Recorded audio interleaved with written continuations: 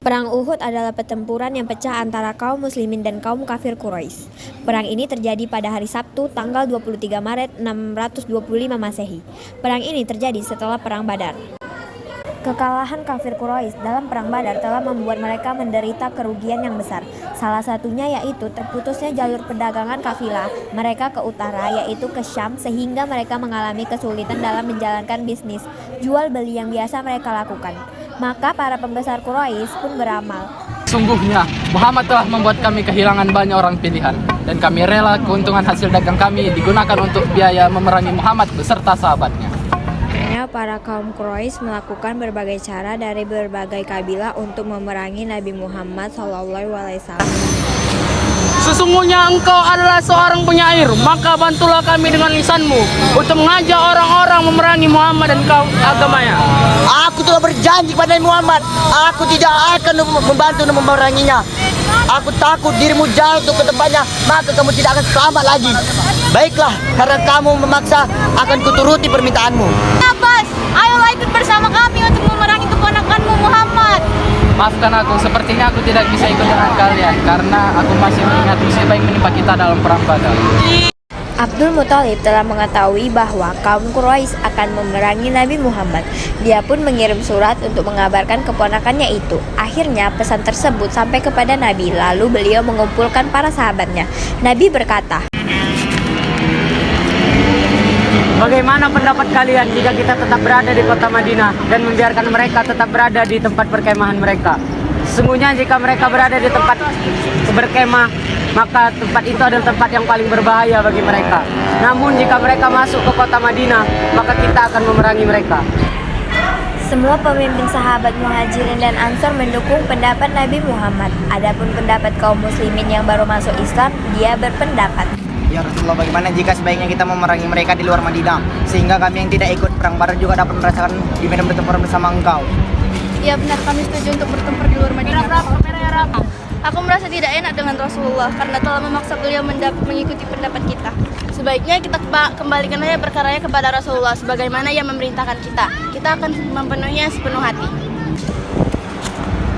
Wahai Rasulullah, maafkan kami yang telah memaksakan kehendak kami. Untuk itu kami akan mengikuti pendapat engkau untuk tetap bertahan di Madinah. Tidaklah pantas bagi seorang nabi yang telah menyandang senjatanya dan mengembalikannya kembali, sehingga Allah SWT memutuskan antara dia dan musuh-musuhnya. siap ke Jabal Uhud untuk memerangi kaum kafir Quraisy.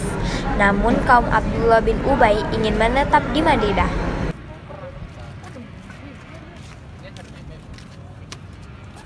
Ayo kita kembali dan pulang saja. Seharusnya awal kita bertahan di Madinah dan menunggu musuh datang. Di sana peluang untuk menang akan lebih besar daripada peluang di Madinah seperti ini.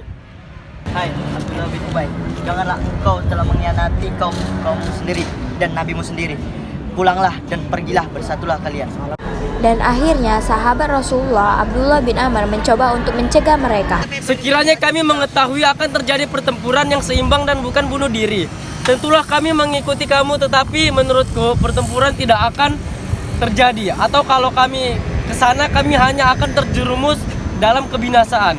Karena itu kami tidak akan ikut. Nabi Muhammad menguji kemampuan Samurah dengan cara bergulat dengan Rafi. Akhirnya Samurah menang dan mereka berdua diizinkan mengikuti perang Uhud ini. Nabi Muhammad pun mengikuti perjalanannya dan akhirnya berpas-pasan dengan kaum Quraisy dan bersiap untuk perang. Lindungilah kami dengan panah kalian, jangan sampai kita diserang dari belakang. Apapun yang terjadi, kalian harus tetap berada di posisi, maupun kita kalah ataupun menang. Hei kalian, para pengikut Muhammad, maju dan lawan aku kalau kalian berani.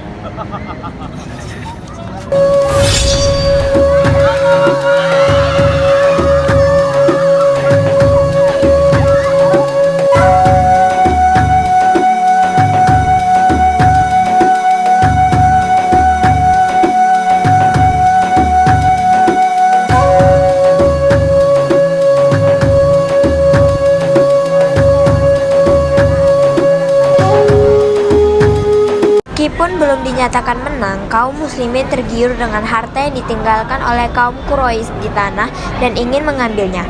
Beberapa kaum muslimin mulai memunguti barang-barang tersebut tanpa memikirkan posisi mereka masing-masing. Lihatlah, musuh telah pergi. Sekarang kita tidak perlu menjaga posisi ini. Ayo kita ikut mengumpulkan barang-barang tersebut seperti kawan-kawan kita yang ada di sana. Kau benar, dan sepertinya masih banyak sekali harta yang ditinggalkan oleh para musyrikin itu. Ayo kita ke sana. Ayo. Abdullah bin Jubair sebagai pemimpin pasukan pemanah mulai merasa cemas dan gelisah melihat sikap para anak buahnya. Janganlah kalian menuruti nafsu kalian sehingga melanggar perintah Rasulullah. Ingatlah kita diminta untuk tetap bertahan di sini di saat menang maupun kalah. Dan jangan sampai kita melanggar perintah dari Rasulullah. Dan kita menunggu perintah yang baru dari Rasulullah, baru kita pergi. Tetapi mereka tidak peduli dan tetap memungut barang-barang tersebut.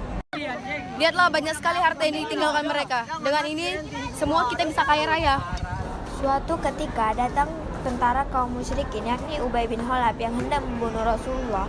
Sahabat Nabi yakni Abu Toha ingin melindungi Rasulullah. Ya Rasulullah, sepertinya ia hendak menyakiti Anda. Biarkan saya menghentikannya. Jangan, biarkan dia mendekat.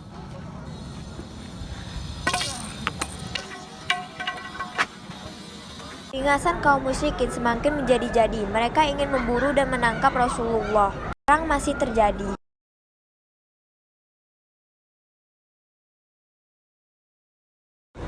Akhirnya Rasulullah diapit oleh Sa'ad bin Abi Waqqas dan Sa'ad bin Ubadah untuk menaiki lereng bukit agar dapat menyatukan kembali kaum muslimin.